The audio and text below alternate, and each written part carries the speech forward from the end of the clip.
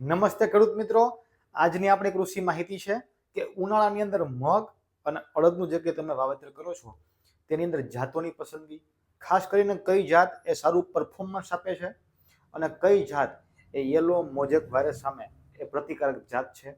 આ તમામ વિષયો ઉપર આજે આપણે ચર્ચા કરીશું. તમે જોઈ રહ્યા છો એ ખેતીના દવાખાના યુટ્યુબ ચેનલ તથા ખેડૂત મૂળ ધોરાજીમાં આપ સર્વે ખેડૂત મિત્રોનું હાર્દિક સ્વાગત છે. જો તમે અમારી યુટ્યુબ ચેનલ અથવા અમારા ફેસબુક પેજ એ ખેતીના દવાખાના ઉપર નવા હોય તો એને સબસ્ક્રાઇબ અને એને ફોલો કરો, જેથી કરીને અમારા દ્વારા મૂકવામાં આવતી ખેતીલક્ષી ઉપયોગી માહિતી કે વિડીયોઝ એ આમ લોકો સુધી સરળતાથી અને વહેલી તકે પહોંચી જાય એવી જ આશા સાથે. તો ખાસ આજની આપણી કૃષિ માહિતીનો વિષય છે કે ઉનાળુ મગ અને અડદની જાતની પસંદગી. જે લોકોને ઉનાળાની અંદર મગ અને અડદનો પાક વાવવો છે તો એના માટે કઈ જાતની આપણે પસંદગી કરવી જોઈએ.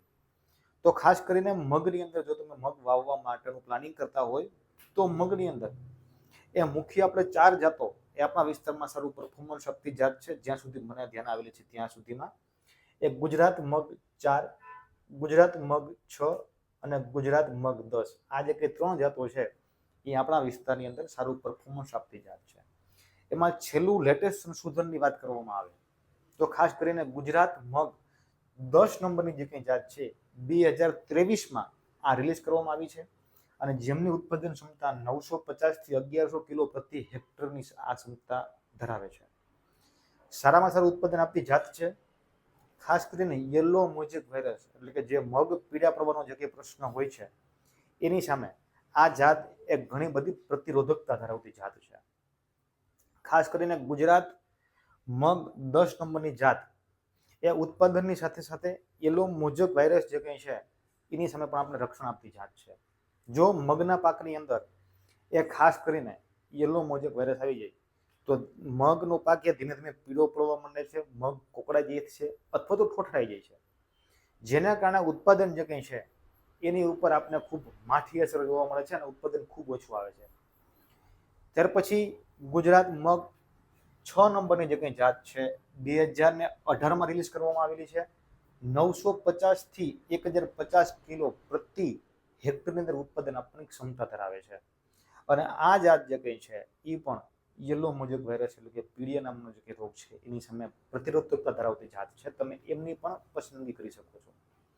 ત્યાર પછી ખેડૂતોની અંદર અત્યાર સુધી પ્રચલિત અને સારું પરફોર્મન્સ આપતી જે કંઈ જાત છે ગુજરાત મગ 4 2002માં રિલીઝ કરવામાં આવેલી છે. 800 થી 900 કિલો પ્રતિ હેક્ટરે ઉત્પાદન આપવાની ક્ષમતા ધરાવે છે અને આ જે ગુજરાત મગ 4 છે એનો દાણો મોટો છે અને ખેડૂતોને આ પ્રિય જાત અત્યાર સુધી હતી, પરંતુ લેટેસ્ટ અપડેટની વાત કરવામાં આવે તો ગુજરાત 10 જે કંઈ જાત છે એ સારામાં સારું પરફોર્મન્સ આપતી જાત છે. જો તમારા વિસ્તારમાં અવેલેબલ ન હોય તો તમે ગુજરાત 6 નંબરની જે કંઈ જાત છે તમે એની પણ પસંદગી કરી શકો છો.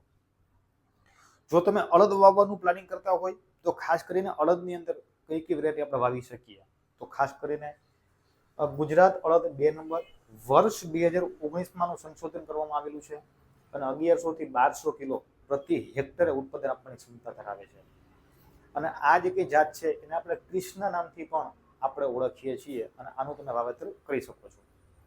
ત્યાર પછી બીજી જે કંઈ વેરાયટી છે એના વિશે વાત કરવામાં આવે તો ગુજરાત આણંદ અડદ 4 નંબર.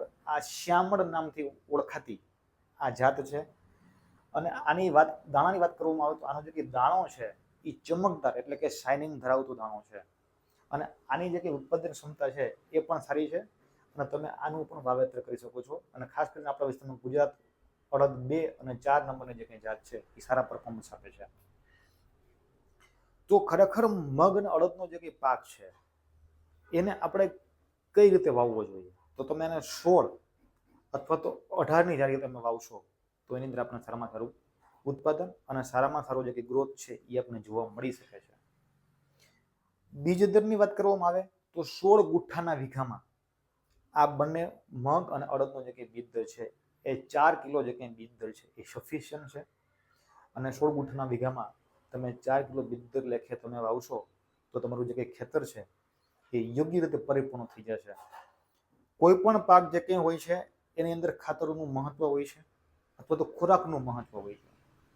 તો ખાસ કરીને પાયાની અંદર આપણે કેવા કેવા ખાતરો આપી અને આપણો જે કંઈ મગ અને અડદનો જે પાક છે એને આપણે સારા ઉગાવાથી લઈ અને સારા ઉત્પાદન સુધી આપણે કઈ રીતે પહોંચાડીશું. તો પાયા ખાતરની વાત કરવામાં આવે તો પાયા ખાતરની અંદર ખાસ કરીને ડીએપી 1 વીઘાની અંદર એટલે 16 ગુઠામાં તમારે 14 થી 15 કિલો આપવાનું છે.